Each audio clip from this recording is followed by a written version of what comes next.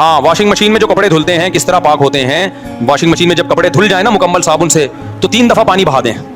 3 दफा का मतलब ये कि वॉशिंग मशीन को भरे, पाइप से पानी एक दफा निकाल दिया, फिर दोबारा भरा, फिर निकाल दिया, फिर तीसरी दफा भरा, तीसरी दफा निकाल दिया, कपड़ा पाक। और आसान तरीका है, पानी जारी कर दें। एक दफा जब कपड़े मुकम्मल धुल जाएं तो वॉशिंग मशीन को में पानी भरें एक तरफ से और दूसरी तरफ पाइप से निकाल दें, तो पानी जारी हो जाएगा। जब इतना पानी निकल जाए कि साबुन आपको अंदाजा हो गालिब गुमान हो, तो पानी पाक, कपड़ा पाक हो जाएगा।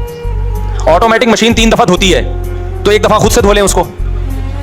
हाँ, 3 दफा धोती है वो तो। लेकिन अगर आपका ख्याल है उससे साबुन नहीं निकला, तो एक दफा और उसमें पानी, ऑटोमेटिक मशीन ये थोड़ी कहती है कि दोबारा मैं पानी निकाल नहीं सकती, तो एक दफा पानी डाल के फिर निकाल दें उसमें से।